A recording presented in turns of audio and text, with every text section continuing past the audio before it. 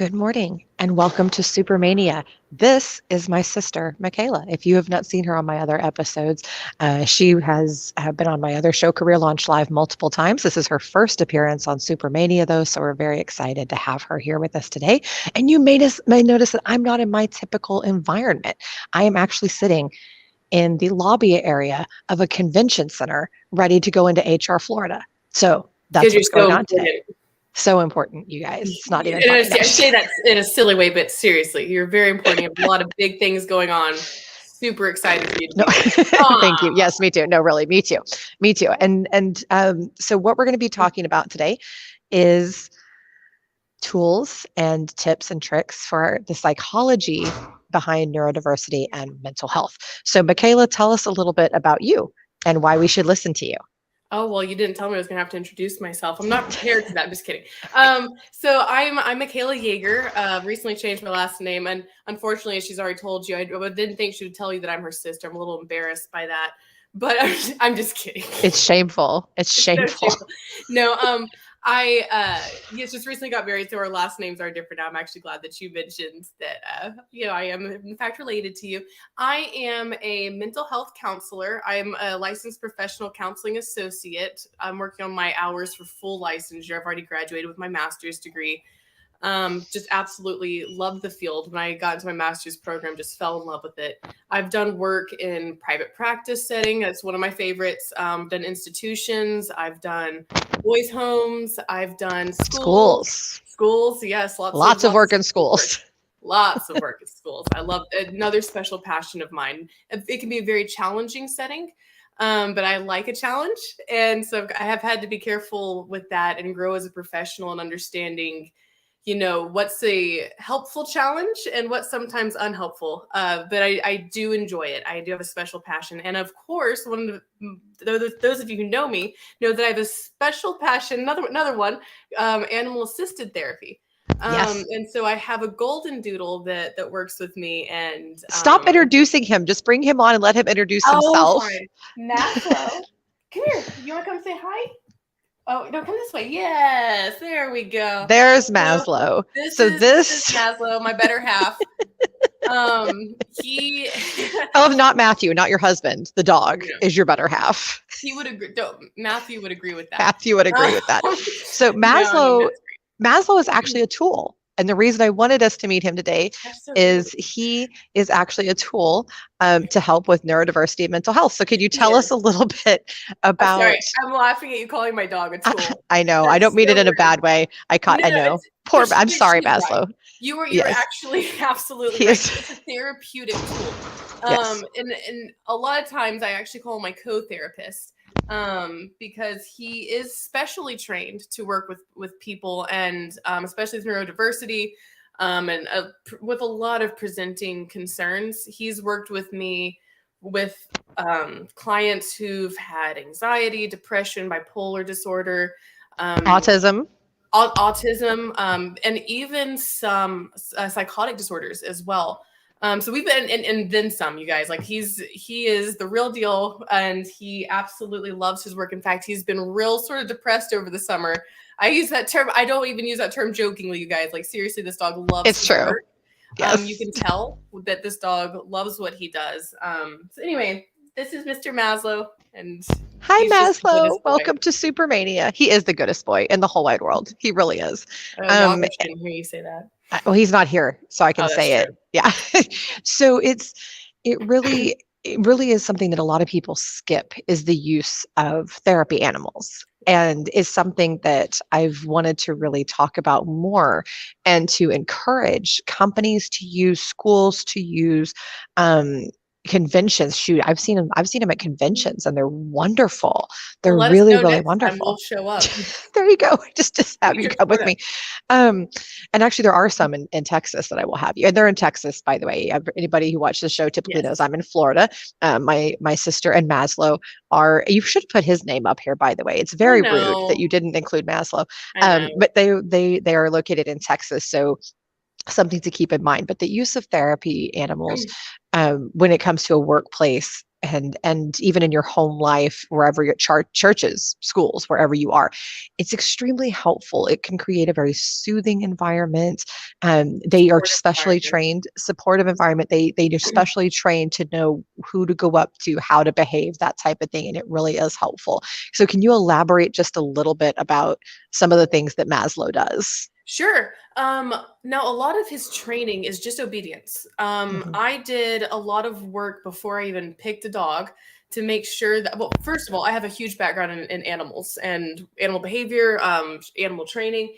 And so I went into this knowing that I wanted a therapy dog and knowing what to look for. And so I picked the dog with the right temperament, the right behavior. As you can see, he's very calm, but also has just the best personality. Always wants to be with people. And so I did a lot of obedience training with him. And then honestly, the rest is him. The rest is just this dog. And he's very emotionally attentive. For instance, one of my favorite stories to tell is we were working at a school here in town, and we were showing a suicide awareness and prevention video. And so a lot of the students were having a really hard time with this because they've experienced either family members who've had trouble with suicidality or they've struggled with it themselves even. It's the number of students and is growing who've already been to inpatient facilities for suicidality. And honestly, the age is even getting younger and younger by the year. Yeah. I would work with students who started having these problems in like second grade. And so Oh, it wow. just, yeah, it really hurts my heart, but also shows how important mental health support is in schools. So anyway, one of my favorite stories is during this, a lot of students were going on to hallways. Of course, other counselors at the school were taken in other areas, having to help students, and Maslow and I were the only two available. We go down a hallway and just students lined up on either side, just crying and supporting each other. And there's one of me, one of Maslow, and I just pointed and I said, Maslow, just go do your thing. And it was the most beautiful image to see that on one side of the hall is me working with students, and then Maslow on the other side of the hall going student to student, visiting them and nuzzling them, licking their tears. And it's like he just knew what to do. That's not trained, you guys. Like Right. the obedience side is trained. And he's under my control. I use the term control lightly here. Like I know what you mean. yeah, he knows how to Supervision. He's under your supervision. Supervision. That's the one. Like he knows how to listen to me. So if anything was to happen, if he loves to give hugs, for instance, but sometimes the students are really little.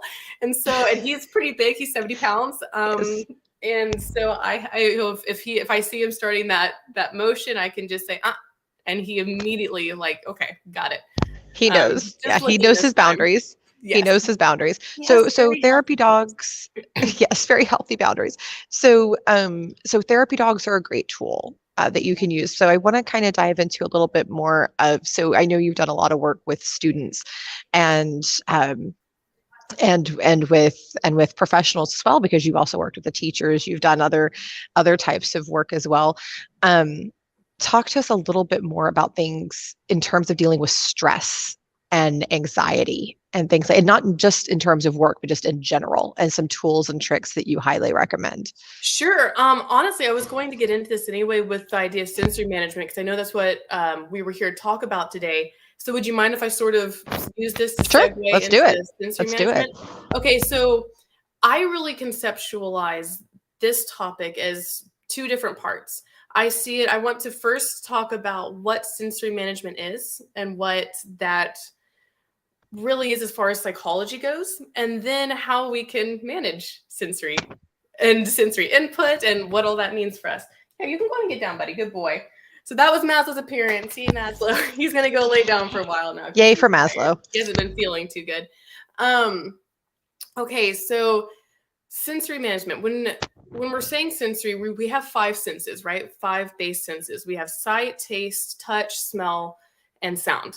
And I remember one of the first times I was on this show, I used the brain hand model. Do you remember that, Catherine? The brain hand, where you have like let me get in here, the spine here, the brain stem, that's where all the senses are. That's where we have the sight, taste, sound, touch, smell, all of those lovely senses right here. And then you sort of fold your thumb over, and this represents the limbic system. just a big fancy way of saying our emotional processing. So brainstem, senses, limbic system, emotional processing. And then if you fold your fingers over, this is the cortex where we think about everything, and the thought processing. So what I want you to see here is that not only do we have all of the senses coming in, which are already very overwhelming and more than we can handle at one time, because we can't smell, see, taste, hear everything in our environment. So that's already a lot. But then you also have to go up here through emotional processing, which is another layer that can be very difficult for our bodies, because that emotional processing sends signals to our nervous system. And so it gets the nervous system involved, right? And then up here, since we're humans, we have cognitive processing, we have thought processing, and the thoughts love to interact with the limbic system. Most humans do. Well, most humans have that. That's fair. Just kidding. And to be fair, most humans have emotional processing too. There are the occasional few. Plus, honestly, I shouldn't even laugh about this. Yeah, that is true. There are some that do not. Yes. Right. But anyway, so yeah, and a lot of people refer to the base senses as the reptilian brain, because that's sorry, one of my cats is over here messing with something. Let me get it from him real quick. But yeah, so a lot of people refer to the brainstem as the reptilian brain, because that's the basic needs too, right? So like the senses, but also all you have there is really, it's like, I don't know if you've heard the saying, it's like friend, foe, food, or fornicate. Yep. Like that's the only needs. That's it. That's all you got. You don't even have the friends level, right? Because that didn't come out until we were mammals and we were social. So you really just have the faux food or am I procreating at this point? Right. So all of that developed later.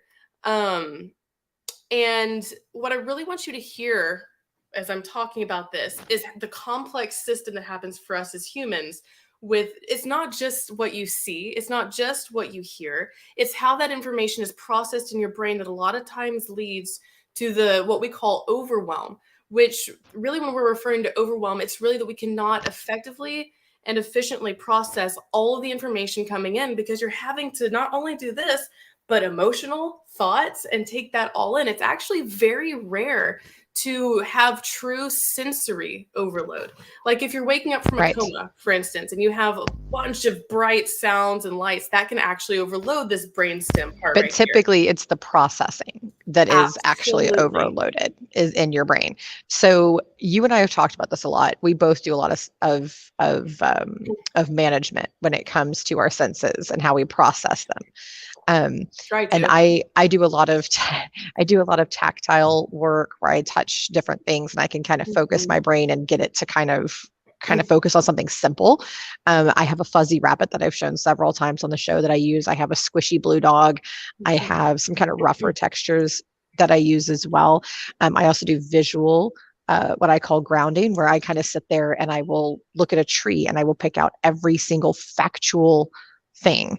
Right. And that works for both when I'm overstimulated by processing different things, and also for my mania when my mind starts to kind of go, oh, we're going to go over this direction now. It kind of helps it to focus back.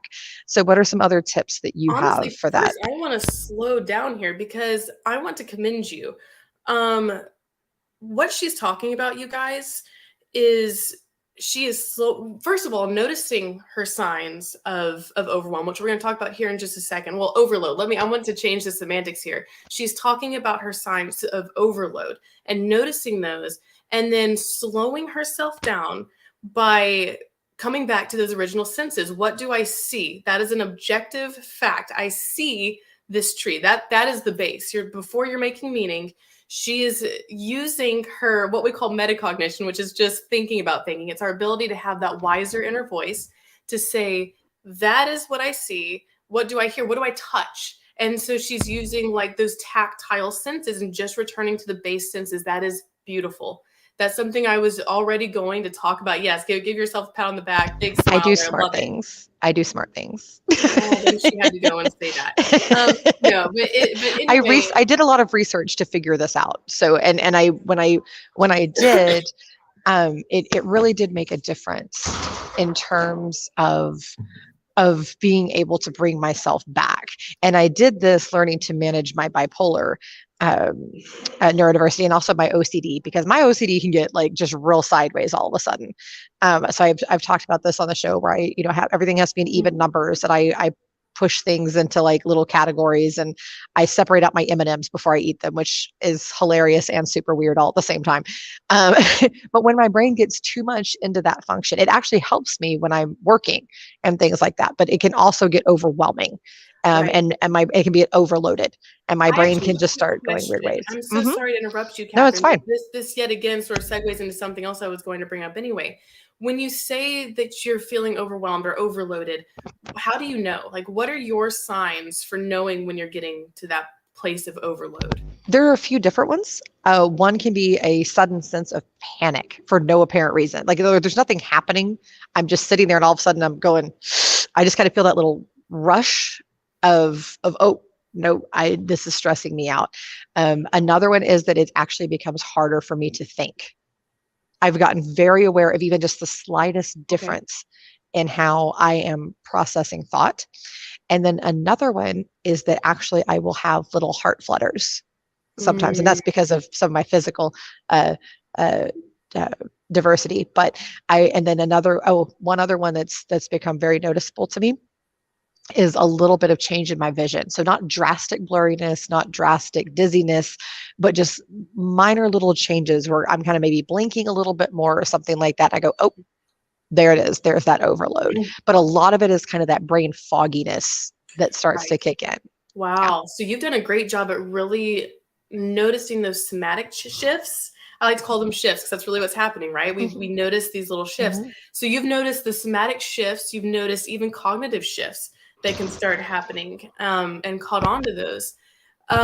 Would you mind giving us an example of like and I'm going to do the same here. I'm going somewhere with this, I but I don't mind. wonder if if you have an example of sometime recently that you felt overwhelmed, that you sort of walked yourself through this process.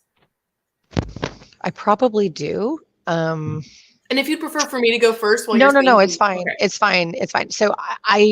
So one of the things that can get me a lot is if a bunch of things change all at once. So I'm a very Mm, planned person. You know that about me. I'm very structured, and that's part of managing my neurodiversity.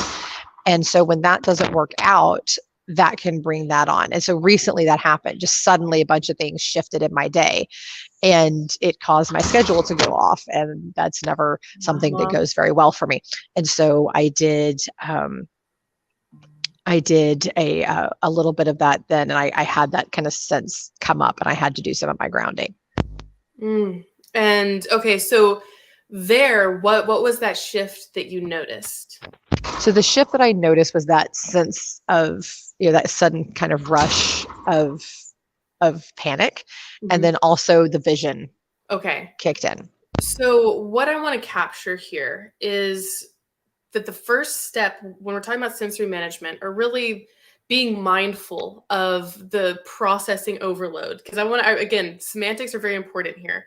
And when we're talking about sensory management, let's conceptualize it as the processing piece here and really want to Right. be mindful of that. And that's really what Catherine was just talking about doing. The first step is noticing your signs of overwhelm, of overload.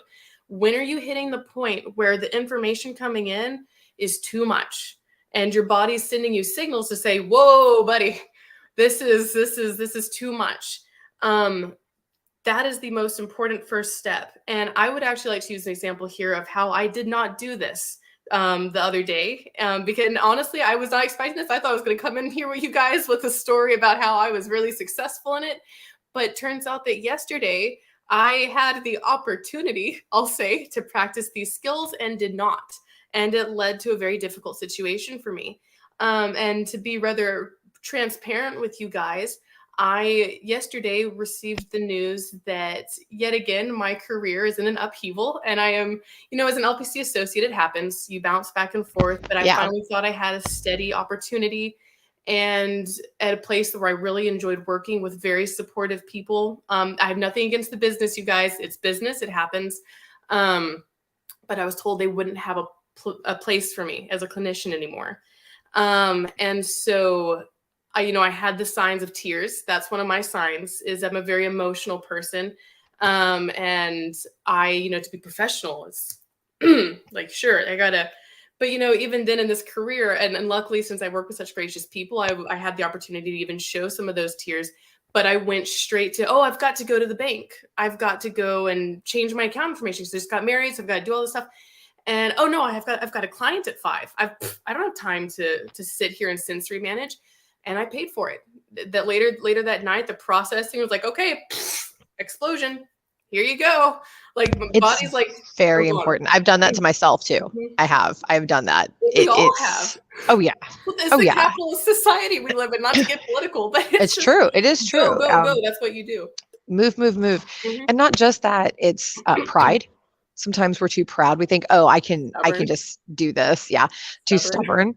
Get that from mom. From everybody has some of that, but yes. And you have to learn to stop with that and understand. And by the way, once you get really good at your tools and your techniques, you'll go through them a lot. Yes, in a second. Smoother.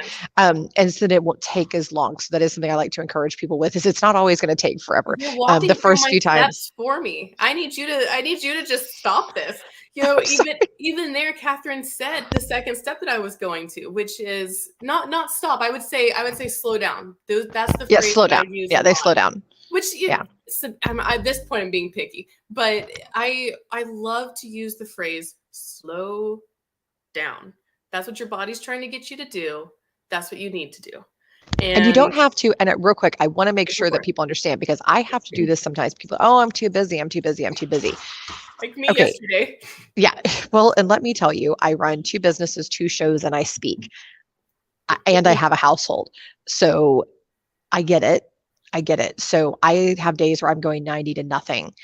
But what you have to do is just take those couple of minutes and process and take care of yourself. And then you're actually able to keep being more productive after. So don't think that you're halting your productivity. You're actually helping your productivity by stopping and refocusing your brain. Because so I want to, mental health matters. Sorry, yes, your mental health does matter. It absolutely does. And that's something that I really like to hit home on this show. So let's start talking about some of the actual tools that people can use outside of Maslow and other therapy dogs like him. And grounding. We've talked about grounding. What are some other tools that you highly recommend? Honestly, slowing down is one of them, because you're absolutely right. Having that, I think intentionality is going to be the best friend to processing overload. A lot of times when we say we have this busy life that we just can't stop, honestly, what's that distraction doing for you? It would be my question, because honestly, I'm going to call it out. Yesterday, I wanted a distraction. I didn't want to sit there with the discomfort of my emotions, but guess what? They're there already. I can't escape them. And I figured that out later in a very difficult way. So honestly, one of the biggest tools I think that you can use is training that sense of intentionality.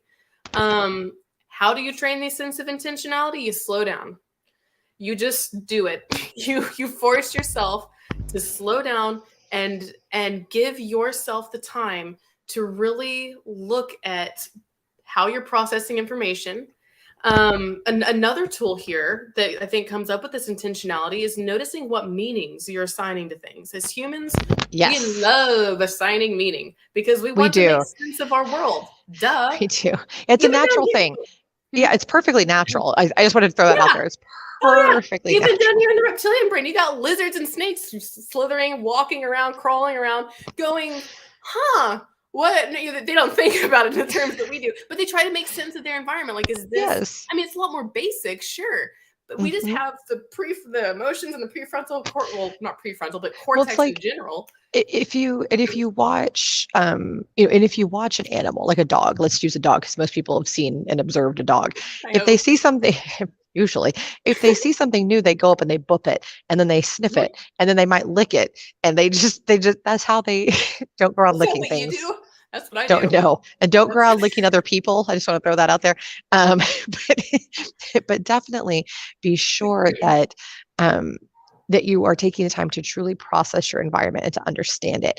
And I will tell you that charting and graphing yourself and making notes about yourself, journaling yourself, Oh, will yes. go Preach so it. far, so far. I love this because In all of you have this. like the real practical application, and I'm more of like the mindfulness, like intentionality. They're both great. You can't go wrong with any of them. And a lot of times, if you're being mindful and intentional, you can use the practical things. And it's just a lot of times I'm still training myself to do the mindfulness side and the intentionality side. Catherine's mastered that in a lot of over here. And just to be Mastered that in clear, a lot of ways. we are 10 years apart. Oh So yeah. there is 10 years of humaning that has happened here. I know. Well, I have a and master's degree. I also understand the logical, the knowledgeable side of all of we're this. It's the getting to actually doing application. it. Yeah, just getting to actually doing it. And it took me about a decade to really, actually a little over probably, to get really good at working with this stuff. And it's still hard. It's still hard, and it still grows. And by the way, then your hormones start to change, and then you have to find new ways to do it. That's A lot super of fun. things to look forward to. It's so fun. And then new stresses in your life come up, and you have to learn to deal with that. And it's a constant work in progress. But I think it's a really important thing to do for yourself. And I do want to say too that you have two very different humans sitting here. So Michaela, we always joke, is the sweet one, which is true, hands down, no questions asked. She's the sweet one, and and she's definitely more emotionally in tune, and she's a much more emotionally demonstrative human than I am. I am a little bit mean, and I am very logical, and I am very goal oriented. Everything goes towards my goals. That's 24/7 She's my assertive. focus. She's not I'm mean. very assertive. I'm very assertive. I said a little bit mean. Very assertive though. Not aggressive, assertive. And so we're very different people, but it works for both of us. And I'm highlighting that to say this isn't something that just works for one set of humans. This stuff works for everybody. Right. Everybody. I'm glad you So did that. I just took a moment thank to explain the difference. Yes, Like, oh, they're sisters, so they're just alike. They're just no, very different people. Yes. In all the great ways. And I did want to hit on too. So it's something that I've kind of briefly referenced before at other shows, but I did want to give you an opportunity to elaborate on this, Michaela, because so I was my neurodiversities are inherent. They are things that are genetic. They're things that are kind of more naturally occurring. Sure. One of your neurodiversities was specifically onset when you had a TBI. Right. And that's and so I'm guessing you're talking about the seizure thing that I did. Or are you talking your brain injury. Oh, my brain injury. Hard to remember which one you're referring to. Well, the seizures are probably kind of, I know what you're talking about there, but that's not, I was specifically, that was interesting. But specifically, I was referencing the TBI because that's a sudden, oh my gosh, now I've got to completely learn to reprocess. So when you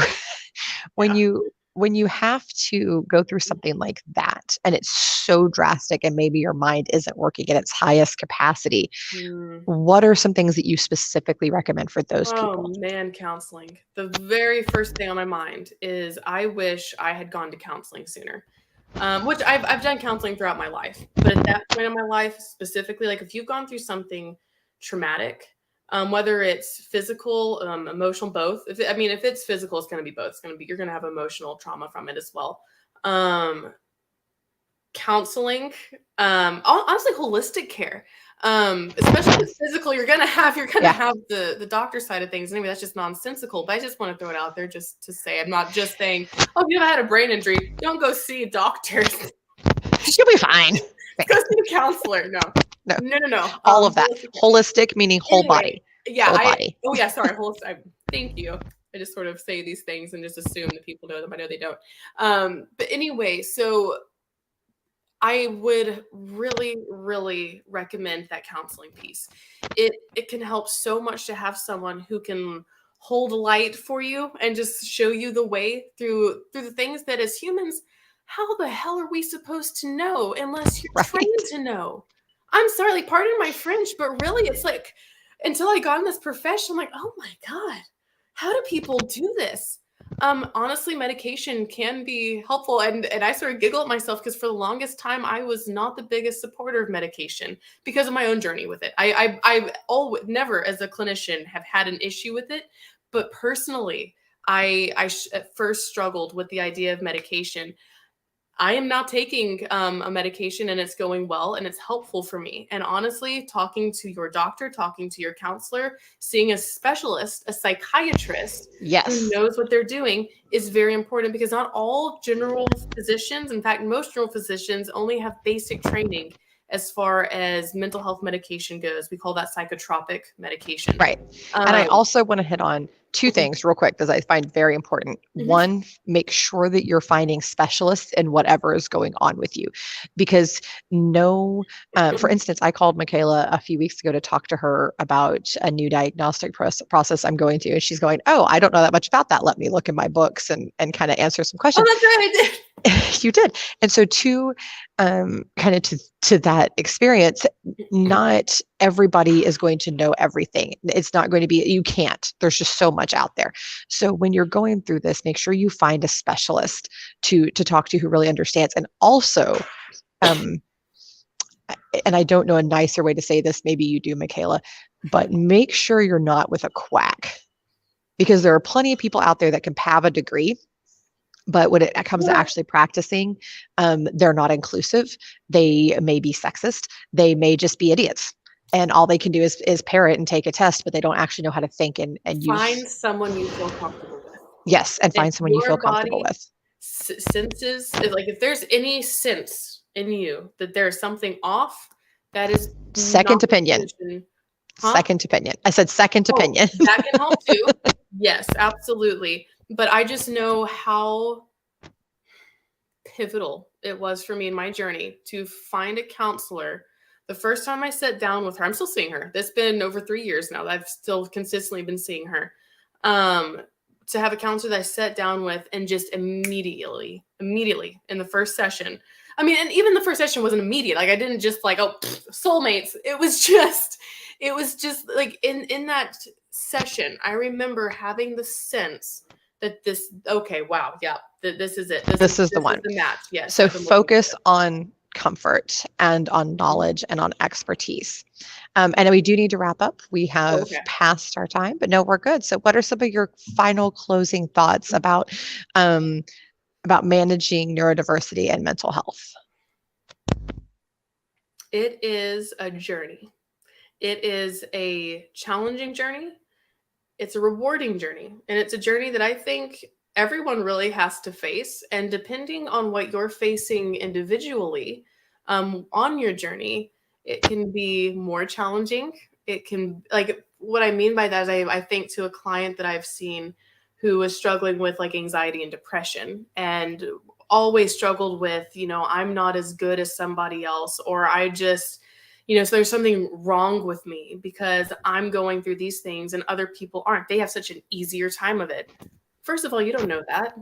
Just because someone looks on the outside like they're managing things just fine doesn't mean that they are. And ultimately it comes down to you and what you need, and nothing you experience as a person. I'm going to take a second here because earlier, Catherine, you said something and you said for no reason you were starting to feel anxious.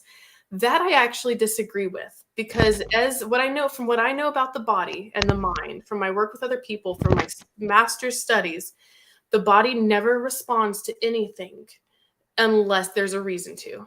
And for clarity, when I said that, I was saying no apparent, like, okay, there's not like there's not snarling dog running. Yeah, there's nothing trying to eat me, or my house isn't burning down, or anything like that. It's important for that compassion piece to know, there is something here. And I know you do. I know that you do, but for clarity's sake, really understanding that you're a whole person, everybody, not just you, Catherine, not just me, but everybody. You are an entire person. And I love this book called The Body Keeps the Score, because it's true. Our body keeps score and keeps track of everything we've been through. So even if you don't see something in your immediate environment, even if your senses aren't picking up to that little thing, there's a part of your body that is.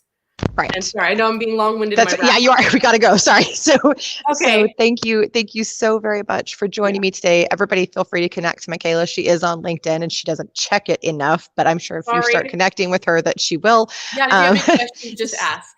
And also, she has a new website called Therapy with a Wag, and it's very cute. And I highly recommend checking that out. There's also Maslow has an Instagram. What's his Instagram? Maslow Therapy Dog. Well, it's Maslow _Therapy Dog. Well, Maslow _Therapy _dog. Sorry. Yeah, there you go. Sorry, got it out there. So you could check out all of Maslow's wonderful pictures. I highly recommend following them. But reach out to her if you have any questions, thoughts, concerns, if you want tips as to where to go to get resources. I know she loves to share that kind of information. We will have her back again, I promise. And thank you so very much for sharing with us today. Thank you, Maslow, for joining us. And it will be same time, same place next week, everybody. Bye. Bye, you guys.